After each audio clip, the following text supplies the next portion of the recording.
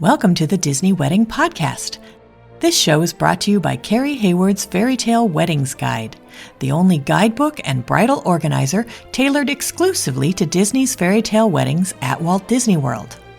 I'm Carrie Hayward, and each week I feature Disney wedding updates, money-saving tips, and interviews with wedding vendors and real Disney couples. I also cover honeymoons, anniversaries, and engagements at the Disney parks and resorts. Join me now as the Disney Wedding Podcast celebrates romance at Disney destinations.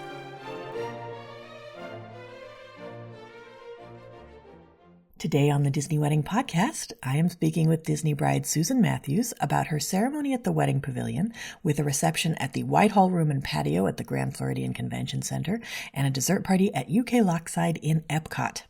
I thought you guys would be interested to hear how she chose all these locations and how she planned everything and how it all turned out. So welcome, Susan. Thank you. Hi, how are you? I am great. Thanks so much for being on the show today. So I would love to start at the very beginning and find out how you and your fiance decided that you wanted to have your wedding at Disney. Honestly, it was not our original plan. We did love Disney weddings, but we were kind of thinking they were out of reach for us. So we stuck to where we live in our state. We live in Colorado, and we just kind of looked at venues here, and we found a beautiful one here. But once we started going through everything and realizing how expensive everything was going to be here, and everything was adding up to like a price, we were like, wow, we weren't prepared for that, for being in our state, for being so close to us and everything. So we just kind of were getting, well, at least I was getting flustered. And in turn, my husband was getting a little flustered too, because he saw I was.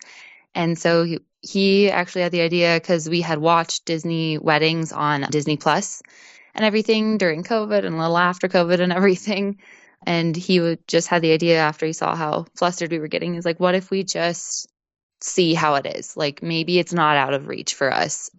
And so we just kind of reached out. We had sent an email to the Disney Cruise wedding, and then we also sent just Disney weddings in general. And even though we definitely were like, we want Animal Kingdom, Tree of Life, we were like, okay, like, let's see what's actually in like our ballpark, our range. Like, we were open to anything really, but we wanted to like see what was even available to us. And yeah, we kind of just figured out having less guests in Disney, but we could still stay within the price range we had here with just a little bit more guests. So we were like, well, let's go for it. I love Disney. I've made my husband love Disney. And we just thought it would be a really great time. And yeah, it just made so much sense for us, honestly. That's fantastic. How did your friends and family react when they found out where the wedding was going to be? They were not really surprised, honestly. They kind of expected. We go to Disney all the time. You know, we're Disney Vacation Club's members. I was a cast member for the college program for a little bit.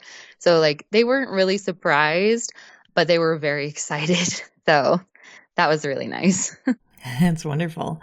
How many guests did you invite, and how many were able to make the trip? We decided to keep it pretty small. Well, our terms of small, we wanted to keep it with immediate family and just with like a bridal party. So originally, I think we invited around like 30 people. And I'm pretty sure about 25 or 26 showed up. Yeah, we had about 28 or 29 total with us included. Did you set up a room block for your guests? We did. We wanted to set that up and hopefully get the free night that's offered if you hit your goal. And we did, thankfully. We decided on hotels that we felt like our guests would be okay with spending that amount of money on, or we knew a lot of our guests weren't going to be there long, so they might want to splurge a little bit, but not too much. I think we went with like All-Star, Pop Century, and then Port Orleans was the other one. And most of our people did Pop Century or All-Star. Got it. How did you choose the day of the week and time of day for your event? This might sound super silly, but I liked the sound of certain days and dates. So we pushed it out a little bit farther from what our date was here in Colorado, and we wanted to be in between holidays as much as we could be, but we didn't want to be really exhausted and sweaty in Florida, so we definitely wanted it to be a little bit more of the winter months. So we wanted November, and I liked the sound of 11/11. I liked the sound of 11/7. I liked the sound of 11/1. Those were like the three main dates that we had picked. And as long as it sounded good, but also knowing we wanted to do a dessert celebration, I believe there were certain days where we couldn't have those days in the park. And also the pricing, it was more expensive on a weekend versus a weekday. So I'm pretty sure all of those days fell on a weekday. So we just kind of said, yeah, 11/7 sounds good, 11/11, whichever. And we got 11/7. How did you guys choose your ceremony and reception venues? Ceremony, like I said, we definitely were like, we want that Animal Kingdom Tree of Life. When we were watching the show on Disney Plus, that's what my husband saw, and he was like, yeah, we're getting married there. Well, that one was a little bit out of reach. And it was a little hard to coordinate everything we wanted to do on our day with the timing that has to be Animal Kingdom. So then we saw an episode of the Wedding Pavilion, and we thought, wow, that's super pretty, but it's still very much Disney. And we're kind of those kind of Disney people where we love Disney, but it's not in your face Disney, but it's subtle nods to Disney. And I feel like the Wedding Pavilion was literally that, but it still gave the beautiful wedding feel, the classy, elegant vibes. So we definitely loved that, and we agreed on that easily. And then the reception, we wanted it to be close because we didn't really want to worry about transportation for people, knowing that a lot of people were flying in and would already have transportation of their own. So it really wasn't like a huge deal. But for those few people who maybe didn't and didn't know how to get around or didn't want to waste too much money trying to get around, we wanted to keep it close. And we were lucky enough that they had both pre-reception at the patio and then the reception at the Whitehall Room. Yeah, it was just nice to have that whole area basically to ourselves for the afternoon. That's great. How did you choose your officiant? The officiant was my brother. So we really weren't too concerned about our officiant. My brother has done a few weddings for his friends, and we knew he would be capable, and he knew both of us really well. So we just really wanted someone who knew us and could speak well. And he did a really great job and really tied in nods to Disney, little quotes, little catchphrases without being too in your face about it. And yeah, he did a really great job. Did you use any outside vendors for the portions of your event that you were able to? For outside vendors, I believe it was just our photographer. I did the table decorations and like signage and everything. And Disney provided some of the extra things we needed, the tables and such, the food. They did my bouquet too, but the bridesmaid bouquets and the table decorations were me. So really it was just our photographer and our wedding coordinator, day of coordinator. We also booked through that photography service, Bella Gray Photography. They have what they call fairy godmothers in training. They call themselves the fairy godmothers for your wedding day because they have everything. They're there to help you. They're not associated with Disney, but they know a lot about Disney. They might have had their own wedding at Disney, and they know the ins and outs and what to expect. They set up everything for you. They help with you, which was honestly a lifesaver. So yes, loved them. And our photographers, Andrea and T, were amazing. Did you add any kind of entertainment to the ceremony or the reception? I think the only thing we added was a DJ. We didn't want to do too much really because we had a midday ceremony, and reception was kind of like right before dinner time. And we just wanted to have some music playing and have someone keeping the rhythm going and making sure everything was going according to plan. But yeah, we really didn't have anything else besides the evening dessert party. Okay. Do you have any menu items or cake flavors you would recommend from your reception or your dessert party? Absolutely. I personally loved the cheeseburger spring rolls. We had those at our pre-reception. I have heard about them. They've been raved about, and we definitely wanted to have them, and our guests loved them. We also had tempura shrimp, which was really good. And then dinner, we had so many delicious things. The steak my husband raves about. He loves the steak that they had. It's from Le Cellier, or inspired by Le Cellier steak. And it was cut with a butter knife. It was fabulous. And like garlic mashed potatoes were amazing. And yeah, it was just A lot of great food. I was absolutely stuffed. And as for dessert, we had two different flavors because we couldn't decide. And if you can't decide, I highly recommend that. Have as many flavors as you want because it's so good. We had the churro cake and then just a vanilla cake. And then on the churro cake, we had buttercream icing, and the vanilla one had cream cheese frosting. Sounds like a weird mix, I understand, but it was so good and I highly recommend it. It sounds great to me. Can you tell my listeners about your dessert party at UK Lochside, how you chose that spot and whether you added a ride mix in? Our coordinator through Disney was probably wanting to pull her hair out with us because we were so indecisive, or at least I was so indecisive on where we wanted our location to be and all that. But honestly, when we got our final guest count, we were like, we don't need a big space. We just want some pretty pictures and to hang out and eat some really good food with our friends. And UK Lochside fits, I believe it says up to like 40 or 48 people. And our photographers are great. And like they said, 30, sure, 40, no, that's kind of pushing it for like room for photos and everything. So we were perfectly fine with our 26, 27 people that we had.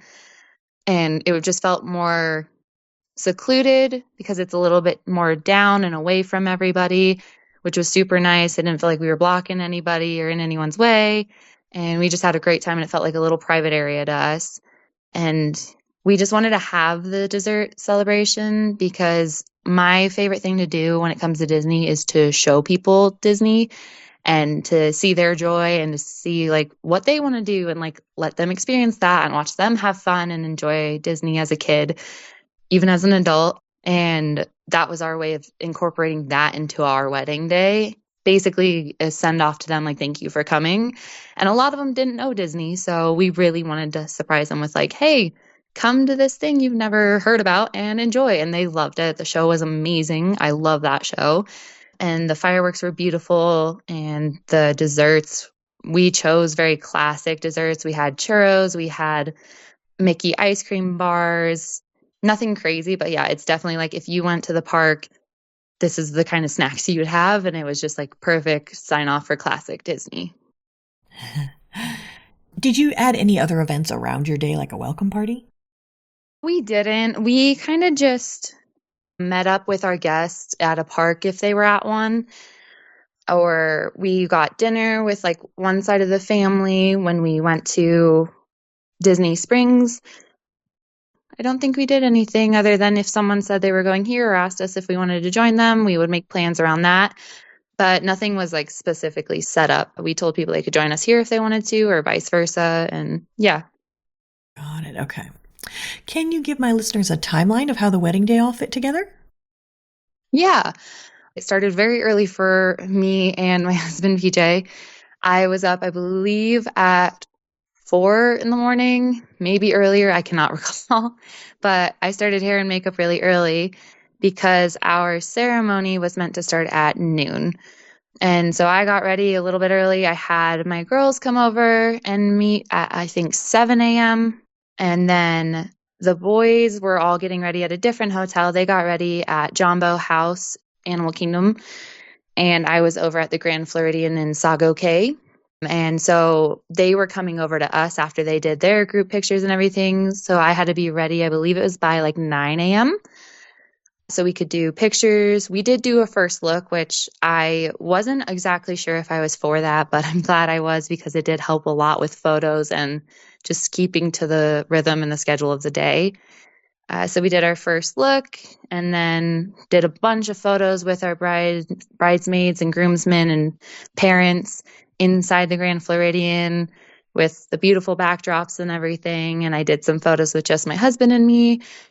And then we walked over to the Wedding Pavilion and we got split up into our 2 rooms, our holding rooms, basically the get ready rooms that aren't for getting ready. And I had waited in there, I think about maybe like 20 minutes or so, 30 minutes at most. And and then I went through the ceremony and everything. We took some pictures afterwards because you get some time after to take some pictures inside the ceremony hall and everything. And then our guests had gone before us, but we all met up at the Whitehall pre-reception area on the patio. And we got kind of ushered into a private room where we're allowed to be like eating our food. We were served the pre-reception food. We were just away from the guests to chill and relax a little bit and change shoes if you got a blister like I did. And then we walked into the Whitehall room, which was just beautifully done. I think it's just like a gorgeous little room. And we started dancing and we had fun with our friends and our guests and had all of our food for our actual reception, and then had dessert, was doing a lot more dancing. We ended up not using our full time. I think we got done around like 5:15, and we had the room until 6. But we gave everyone a good hour and a half to just go relax, go change, go freshen up. And then we met everyone back at EPCOT's front gate by the flagpole. I believe it was like 7:30 was our meet time. Don't quote me on that, but I think it was like 7:30. They held us there for like 15, 20 minutes and then walked us all the way through to the UK Lochside, which is a lot longer walk than I thought it would be. But it was a really fun walk. I enjoyed it so much. And then, yeah, we watched the fireworks. We all had a drink or two, and ate some good snacks and ended the night watching the beautiful show. So out of all of this, what ended up being your favorite memory of your wedding day? That is a hard one. There were so many favorite things from that day. Honestly, at the end of it, I would say was my favorite when we sat in my husband's truck because we were driving back to our hotel and everyone had left and we just got in the vehicle and we both looked at each other and we laughed and said, "Can we just do that again?" And we just cracked up because we both were like, nothing went wrong. Everything was amazing. That was the most fun. And we had the same exact thought of just, this was so amazing. I want to do it again. So everything was fantastic. And it was just nice to like have that little moment of reminiscence immediately being like, so can we do that again? So yeah, which was really nice. When you guys were planning, what were the most important aspects where you focused your attention or your budget? Definitely photographer was one of our biggest budget things, is because we have heard many horror stories of people who didn't get their photos, got bad photos, had a terrible photographer experience, or their photographer changed or canceled on them. So we were like, we want an amazing photographer. We want good quality photos. We want to ensure we get them and that they have backup SD cards and that they know what they're doing. And that's exactly what we got with the Bella Gray team. I also think just the venue itself was a big budget thing because we wanted to make sure it was a nice venue, easily accessible for everyone. And then as well as the reception and the EPCOT area, that was really important to us too. And like I said, just showing people Disney is such a big thing to me. That's why we had the dessert party at the end, was to show people that Disney isn't just for kids. And I really wanted to put time and effort into that so that people really could enjoy like Disney for what it truly is. Were there any aspects that were less important where you saved your money or just your effort? Less important would probably just be when it came to decorations. Like I said, I did most of all of our decorations for the tables, basically all of them, because we didn't like the quote that we got and it felt really high for what we were wanting to do. It was very simple decorations and I had a really specific idea in mind. So kind of just took the reins and did that. So I wanted the bouquet to be like real flowers so I could get it preserved later and everything, but I was happy doing it for us and saving a lot of money in that aspect. I guess maybe transportation was another one. We had our own transportation. Our guests had rental cars and stuff like that, so we didn't really put any money into how are you going to get to this park? How are you going to get to this hotel? It was just kind of like, okay, guys, meet here at this time. So yeah, that was on everybody else. How did you get all your DIYs to Florida from Colorado and then indicate to your day of coordinator how they should all be set up? Oh, yeah. Okay. This is a tale. So we're crazy and we decided to drive all the way to Florida. We've done it before when I was in the Disney College program and figured we could do it again.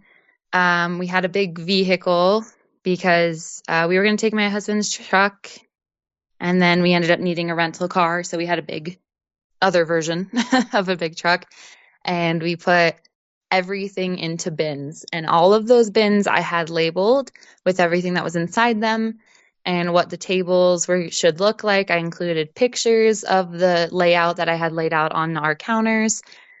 And I even drew diagrams because I wanted to make sure it was very well understood. This is exactly how I want the room to look based on everything we've been told. I labeled every single thing that was in a box with note cards. Nothing fancy. Like, I was handwriting all of this, but I made sure it was like taped on every box. She knew exactly what to put out, what needed to go where. So yeah, we drove everything down there. We gave our boxes to that lovely coordinator of ours through Bella Gray. Stephanie was her name. She took all the boxes from us the night or two before our wedding. And yeah, she just took care of everything, which was amazing. We didn't have to set up a single thing. All we did was double check that everything looked amazing. And yeah, I think it was probably like 7 to 10 boxes, nothing crazy, but yeah. Was there anything about your day that seemed like a big deal beforehand and then it turned out not to be? I think it's because so much is blind trust in a way. I trust that Disney is going to do amazing, but it's just when you live so far away, you can't exactly see everything. You can't do it like you would at a regular wedding venue where you can actually walk through the place, see what they have available.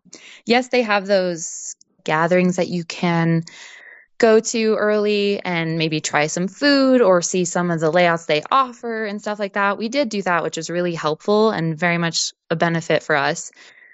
But it was just a lot of, we couldn't be there to say, yes, I want those flowers. No, I don't want those flowers. Yes, this table versus that table. You really just had to say, this is what I want, and hope they understood what you meant. But once we got there, everything looked amazing.